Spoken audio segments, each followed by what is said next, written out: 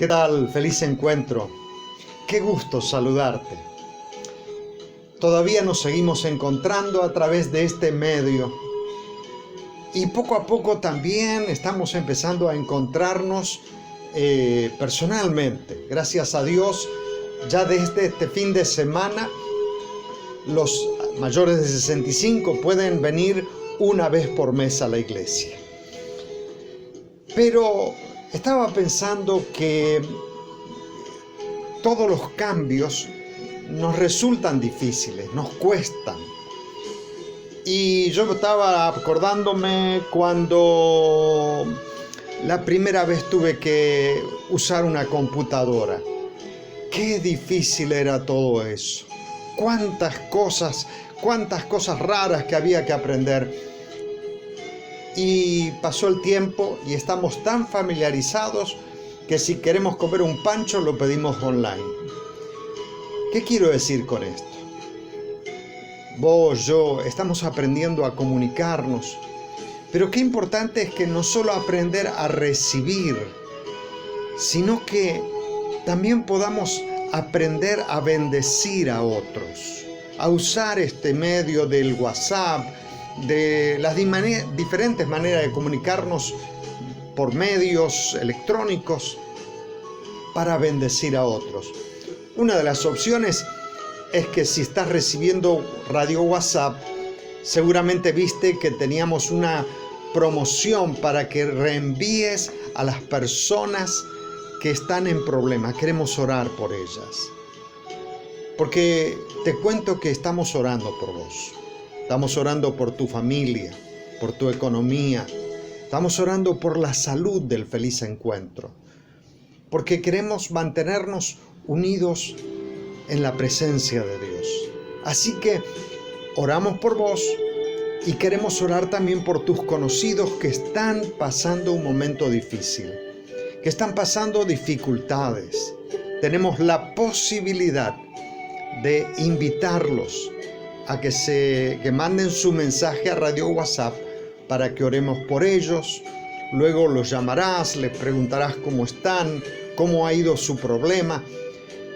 Bueno, es un tiempo diferente, pero la presencia de Dios es la misma y vamos a salir enriquecidos de esta pandemia, te lo aseguro. Dios te bendiga mucho y nos encontraremos pronto de alguna manera.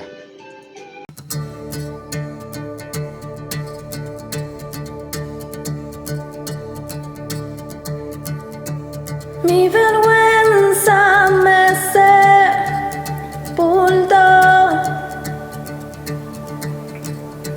Yo buscaba un Salvador, mas tu perdón me liberó. Muerto estaba en mi interior, me escondía de ti, Señor,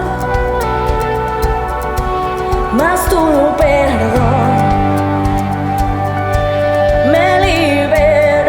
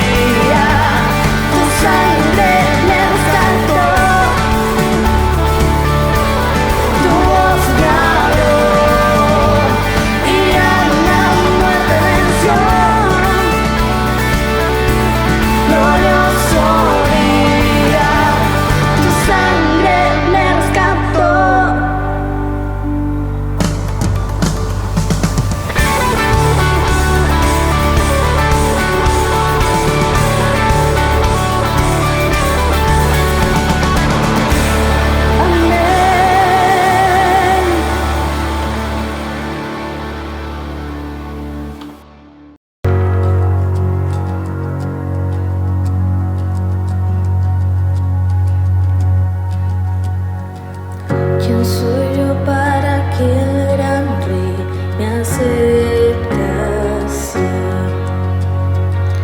Me encontró en mi perdición su amor por mí, oh su amor por mí.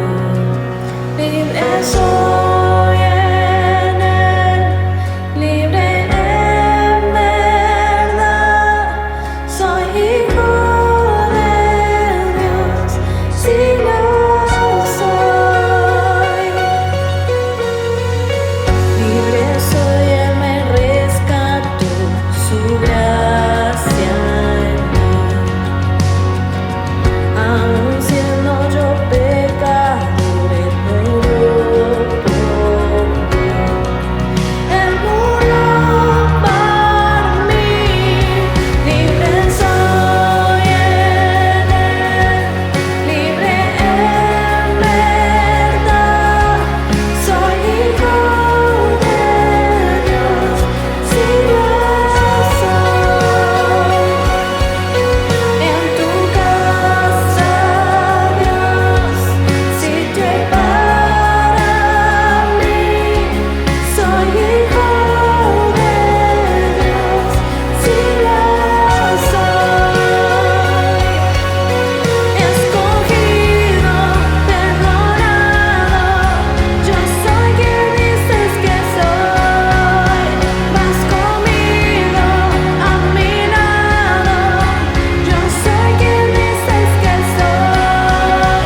Escogido, perdonado, yo soy quien dices que soy. Vas conmigo, a mi lado, yo soy quien dices que soy. Si yo soy quien dices que soy, libre soy en él, libre en verdad, soy hijo de Dios, si lo soy. En tu casa, Dios, sitio hay para mí, soy hijo de Dios, si lo soy. En tu casa, Dios, sitio hay para mí, soy hijo de Dios, si lo soy.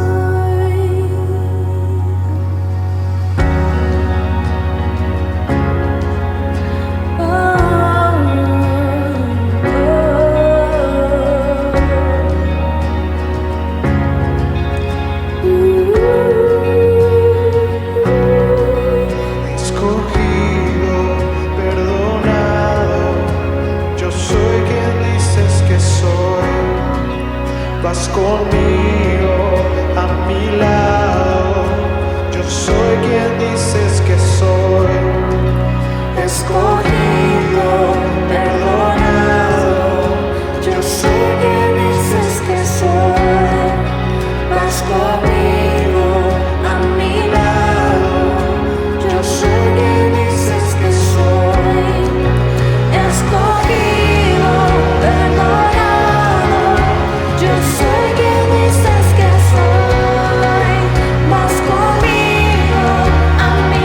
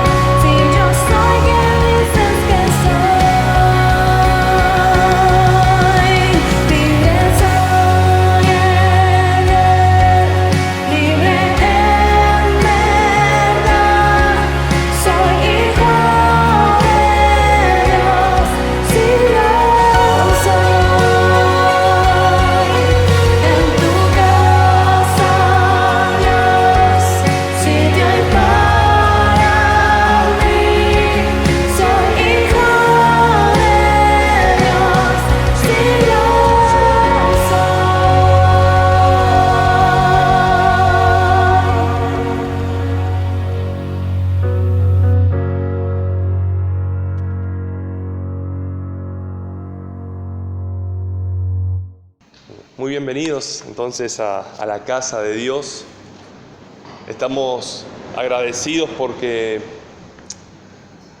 todo cambio, todo lo que implica un cambio de ritmo, ¿sí? Siempre demanda un esfuerzo, ¿no es cierto? Todo lo que implica dar pasos en fe, sobre todo, demanda de alguna manera una cierta incertidumbre y nos deja como, yo doy el paso, Señor, y después vemos qué pasa, vemos qué es lo que Dios tenía preparado, siempre en sintonía con lo que Dios nos pidió, ¿no es cierto? No vamos a dar pasos sin consultar a Dios, y Dios te da una directiva, te da una palabra, y damos ese paso, y muchas veces en incertidumbre, ¿no es cierto? Muchas veces en ¿qué pasará ahora? Y venimos hablando durante estas últimas semanas las oportunidades o lo que sucede cuando en nuestras vidas como hijos de Dios, cuando suceden crisis, ¿no es cierto? Cuando aparecen momentos donde alteran nuestro ritmo de vida, alteran nuestra manera de vivir, nuestra manera de conducirnos en el día a día, y quieren producir en nosotros un cierto desorden, ¿no es cierto? O una cierta inestabilidad. Pero también las crisis vimos que producen en nosotros o permiten en nosotros, sacan a luz cosas que estaban muy bien guardadas, ¿cierto? Que estaban muy, muy bien cuidadas por nosotros, pero en la convivencia o en estar más tiempo con personas, con la familia o en nuestras casas, nos damos cuenta que estaban ahí. Venimos hablando de eso la semana pasada, anterior, pero también entendemos de que las crisis nos brindan una oportunidad de restauración en todas las áreas de nuestra vida, en el llamado de Dios, en el compromiso con Dios, en los desafíos que Él nos tiene por delante. Y vamos a leer un poquito más adelante, vamos a que vayan preparando, en San Juan 21. Muchas veces suceden cosas en nuestra vida o en el ministerio, en lo que haces día a día, que te querés plantear, no sé, se te revela un hijo, se te desarma la tropa, un discípulo tuyo se fue, o una discípula, una chica, se fue para algún lado y no volvió más de Egipto, como se dice, y vos decís, te planteás y decís, si yo tuviera que haber hecho algo diferente, ¿qué haría? ¿Será que tomé alguna mala decisión? ¿Será que hice mal el trabajo? ¿Qué sé yo? Y nos planteamos cosas como que nos equivocamos en todo. Y muchas veces entendemos que el fracaso también es parte del aprendizaje. Que el habernos equivocado también va a ser parte del aprendizaje. También va a ser parte del crecimiento como hijo de Dios. Jesús mismo, siendo el maestro de maestros, no reaccionó. Estuvo 3 años con unos tipos que eran sus mejores amigos, su círculo íntimo, la élite del discipulado. Lo mejor que tenía era el mejor maestro con los peores muchachos. Y estuvo ahí 3 años, ¿sí? Jesús agarró el mejor desafío. Había uno que era medio que le gustaba robar, al otro que cobraba un poquito más los impuestos, habían 2 ahí que eran medio piñeros, eran 2 hermanos, o sea, había de todo, un popurrí de lo mejor de la sociedad, ¿no es cierto? Nosotros cuando queremos, el que es líder de célula o el que tiene alguna persona y va a visitar, quiere que ya sea Jesús 2, ¿no es cierto? Cuando vas y decís, yo voy a orar por una necesidad, y decís, acá me voy a encontrar con las mejores personas, acá son todos santos, todos re capos en este barrio. Claro, y te das cuenta, te mirás a vos, que vos tampoco eras así, yo tampoco era así, pero queremos eso. Y Jesús agarró el mejor desafío, ¿no? Agarró a los tipos más difíciles y durante 3 años estuvo con ellos, ¿sí? Hablándole, pero vino la crisis y se desparramó el todo. Y Jesús no reaccionó en cuestionarse y decir, ay, a ver, tan mal hice las cosas, o qué pasó con estos discípulos que eran... Fíjense que lo que vivieron esos discípulos, cientos de milagros, señales, voz del cielo que decía, este es mi Hijo amado. Elías y Moisés en el monte de la transfiguración, no sé, de todo sucedían. Y aún así, en el momento de la crisis se desparramaron. En el momento difícil no quedó nadie.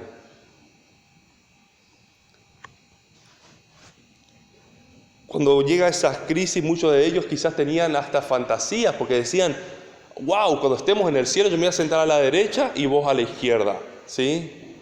Se peleaban entre dos hermanos y hasta la mamá tuvo que preguntarle a Jesús o pedirle a Jesús de que sus hijos se sienten uno a cada lado. Fíjense, el otro pensaba que iba a traer la libertad política a Israel. Cada uno tenía su idea con lo que Jesús iba a hacer. Ninguno se imaginaba de que lo iban a atrapar, torturar y crucificar. Nadie se imaginaba eso. Ni en los mejores, ni en los más pesimistas pensaban eso de los discípulos. Pero llega un momento donde la crisis se expone y muchas veces expone la frustración o el fracaso. Y es una oportunidad para que nosotros podamos ser restaurados, para que nosotros podamos empezar de nuevo aquello que Dios nos había llamado a hacer, para que Dios nos desafíe de nuevo en todo lo que una vez te había prometido.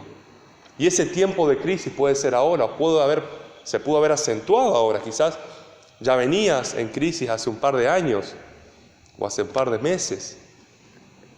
Pero entendemos que esa crisis nos da la oportunidad de restauración. Vamos a leer ahí en San Juan 21, del 1 en adelante. Dice, después de esto, Jesús se manifestó otra vez a sus discípulos junto al lago de Tiberias. Y lo hizo de esta manera. Estaban juntos Simón, Pedro, Tomás, conocido como el Dídimo, Natanael, el de Caná de Galilea, los hijos de Zebedeo, ¿sí? Y otros 2 de sus discípulos, 7 personas ahí. Simón Pedro les dijo, voy a pescar. Para estar en contexto, Jesús había muerto, había resucitado, pero ellos no se enteraron bien todavía, parece. Estaban todavía en shock. Entonces Pedro estaba y dice, vamos a pescar, voy a pescar. Y ellos le dijeron, vamos nosotros también. Fueron y entraron en una barca, pero aquella noche no pescaron nada. Cuando ya estaba amaneciendo, versículo 4, Jesús se presentó en la playa, pero los discípulos no se dieron cuenta que era Jesús. Y les dijo, hijitos, ¿tienen algo de comer? Y le respondieron, no. Él les dijo, echen la red a la derecha de la barca y hallarán. Ellos echaron la red y eran tantos pescados los que ya no lo podían sacar. Entonces el discípulo a quien Jesús amaba le dijo a Pedro, es el Señor. Y cuando Simón oyó que era el Señor, se puso la ropa porque se había despojado de ella y se echó al mar. Se ve que estaba ahí en malla, en shortcito, estaba pescando y vio que era, y ahí dice que se largó al mar. Podemos un poquito más adelante, versículo 10 dice, Jesús les dijo, traigan a algunos de los pescados que acaban de pescar. Versículo 12 dice, Jesús les dijo, vengan a comer. Y ninguno de los discípulos se atrevía a preguntarle, ¿tú quién eres? Pues sabían que era el Señor. Entonces Jesús tomó el pan y les dio de él lo mismo que del pescado. Muchas veces lo que expone la crisis, o lo que deja de manifiesto en el caso de los discípulos, fue decepcionante. Porque 3 años con el mejor maestro, 3 años con la mejor educación, si el mejor instituto bíblico estaba ahí, el que escribió la Biblia, el que inspiró la Biblia ahí, estaba con ellos, era Dios mismo.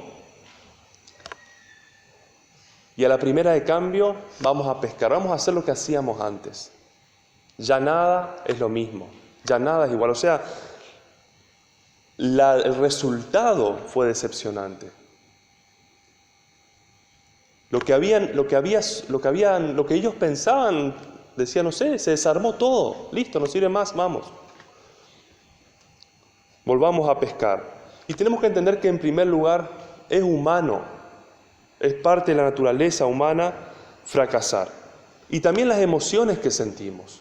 Es humano, no somos robots, no somos que nos convertimos y somos hijos de Dios y ahora no sentimos más nada, ni vamos a fracasar nunca más, ni nos vamos a equivocar. No, es una parte de la vida, es una parte de la realidad humana cada día.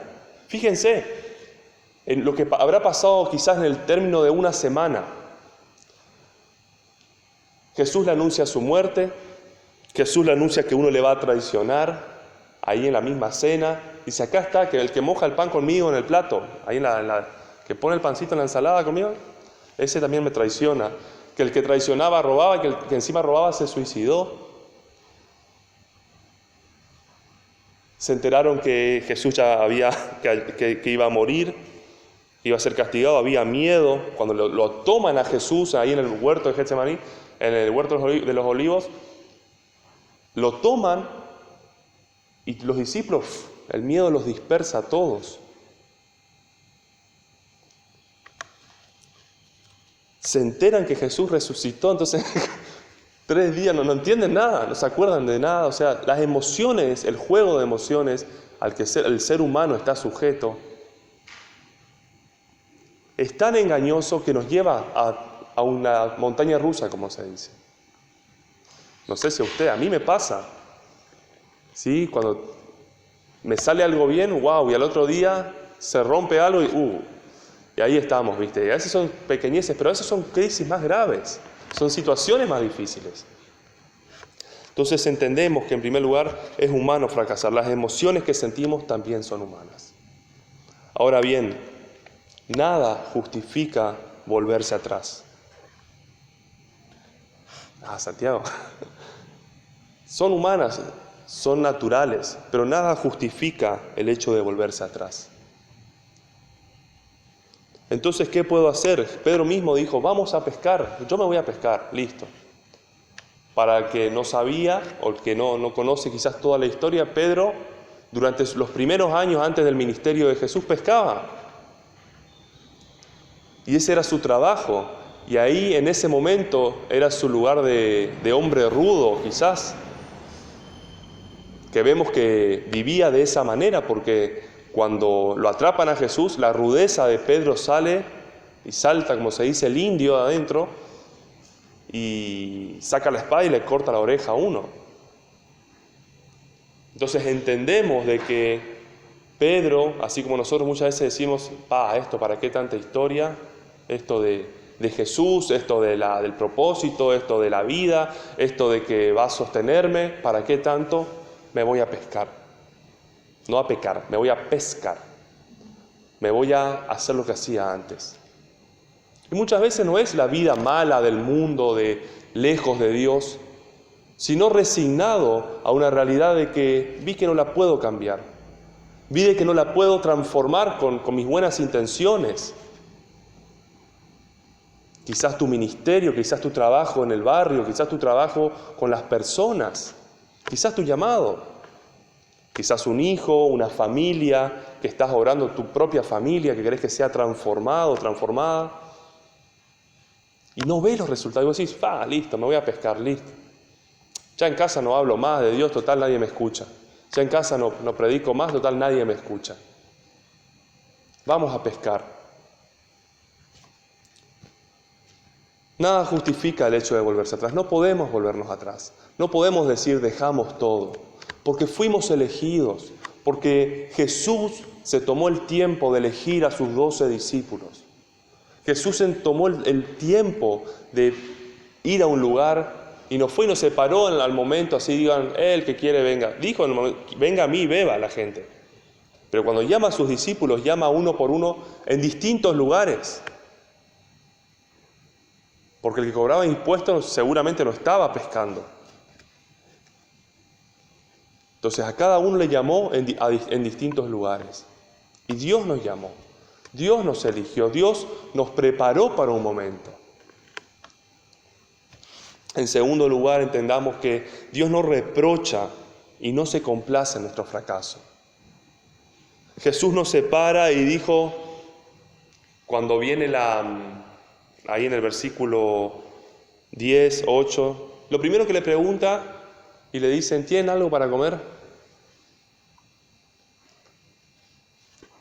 No dice cuando viene Pedro nadando, y ahí viene Pedro, le voy a agarrar a solas, ya que viene antes el traicionero, mirá, mi gran amigo que me iba a defender. Mirá pescando este caradura, 3 años trabajando juntos y está pescando de nuevo. ¿Se imagina Jesús preparando, sacando la listita de, a ver qué más hizo mal Pedro? Y esperando a ver para que venga. Entonces cuando ni bien sale del agua, ya le doy un cachetazo emocional, ¿sí? Más de lo que digo. No, Jesús no hizo eso. Jesús no reprocha el hecho de habernos equivocado. Jesús nos reprocha el hecho de haber fracasado, de haber fallado. Fíjense que a los discípulos lo que les cuestiona es la falta de fe. Siempre les cuestiona a Jesús, ¿por qué no creyeron? ¿Por qué no creen? Hombres de poca fe. A Pedro mismo, cuando caminan sobre el agua, le cuestiona por qué no creyó, o sea, por qué esa falta de fe. Entonces, cada uno de nosotros entendamos de que Dios no nos va a reprochar en el momento que Él o nosotros nos acercamos nuevamente a Él.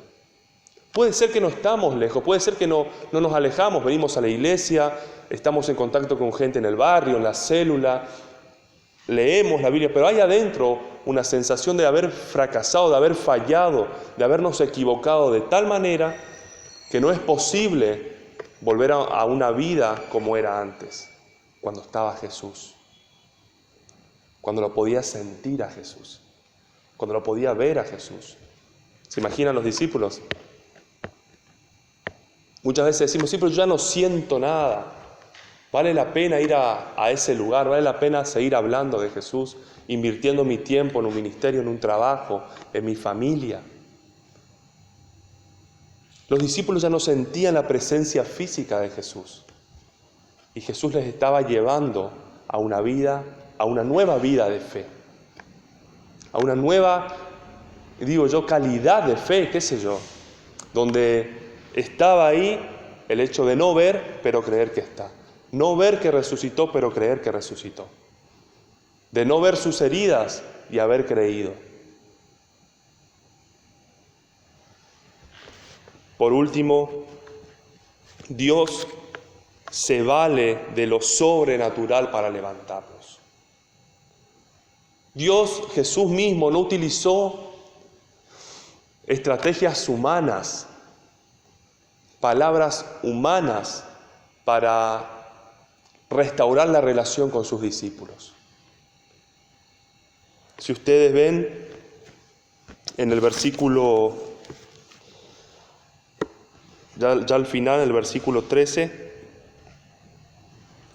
dice, un poquito más adelante, más arriba, en el versículo cuando les dice que vayan a pescar,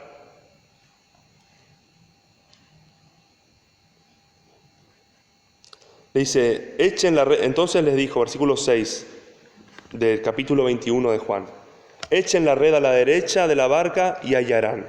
Ellos echaron la red y eran tantos los pescados que ya no lo podían sacar. Entender de que Dios se vale de lo sobrenatural para levantarnos es cuando Él recuerda tu llamado. ¿Cómo Dios le llamó a los primeros discípulos? Mostrándoles que en su tarea ellos estaban pescando, los primeros discípulos estaban pescando y no pescaron nada esa vez. ¿Se acuerdan la pesca milagrosa en Lucas 5? El primer contacto de Pedro con Jesús de manera sobrenatural. Quizás lo conocía de antes, pero de manera sobrenatural. Y le dice, ¿te sorprendiste por eso? Yo te voy a hacer pescador de hombres. Jesús restaura la relación con el llamado, con el ministerio. Jesús restaura, nos da una nueva oportunidad si sentimos que hemos fracasado. Te recuerda tu llamado. ¿Te acordás el momento cuando Dios te llamó? ¿Te acordás el momento cuando Él puso su voz en tu corazón, en tus oídos espirituales y te dijo, para esto te llamé, para esto te preparé. Qué interesante, qué sobrenatural que Dios, y qué raro, ¿no? Que Dios tenga que hacernos recordar cuando nos llamó. ¿Sí? Somos tan frágiles de memoria muchas veces cuando nos está yendo mal que decimos, me va todo mal, ¿no es cierto? ¿Y qué te pasó? Y perdiste el colectivo, pero para vos te va todo mal. No pudiste cargar la SUBE y tuviste que pagar 6 pesos más el pasaje. Me va todo mal. ¿Por qué? Porque no cargué la SUBE. Pará. Somos frágiles de memoria, pero Jesús se encarga de restaurar mi vida recordando tu llamado. Recordando nuestro llamado, recordando para qué nos llamó. ¿Dónde nos puso? Que era un llamamiento sobrenatural. La pesca milagrosa, tanto en Lucas 5, esa primer pesca que tuvieron, como esta última milagrosa, son demostraciones de que Jesús lo que tiene para nosotros es algo sobrenatural. Y en segundo lugar, Dios nos restaura cuando nos recuerda lo que Él hizo por nosotros. Dice que en el versículo 13, y de manera simbólica, ¿qué hizo? Partió el pan y le dio pescado. Y se me hace como una simbología de lo que Él hizo unos días antes, en la cena. Le dijo, esto es mi cuerpo, que fue molido por ustedes, y esta es mi sangre. ¿Sí? Quizás no tomaron, pero fue una representación de que yo estoy acá. Yo volví, yo estoy para ayudar, para restaurar lo que se perdió. Por eso, si entendemos en este tiempo de que hemos cerrado la puerta, de que hemos sentido de que ya está, esta etapa está cerrada, y esta crisis se acentuó y evidenció esa situación, estoy convencido de que Jesús, así como a Pedro, lo volvió a llamar. Fíjese que sigue después y le confronta a Pedro, pero no le dice, Pedro, ¿por qué me rechazaste? Le dice, Pedro, ¿me amas? Y le renueva el llamado, con mucho más intensidad de lo que fue en un primer momento. Fue específico. Apacienta mis ovejas. Cuida mis ovejas. Por eso entendemos de alguna manera que si te olvidaste en este tiempo y te dedicaste al sálvese quien pueda, a preocuparte por tus propias necesidades, y quizás es justificado, porque es natural, es parte de nuestra naturaleza, creo que es un tiempo para que Dios vuelva a trabajar en nuestro corazón. Que podamos volver a sentirnos llamados por Él.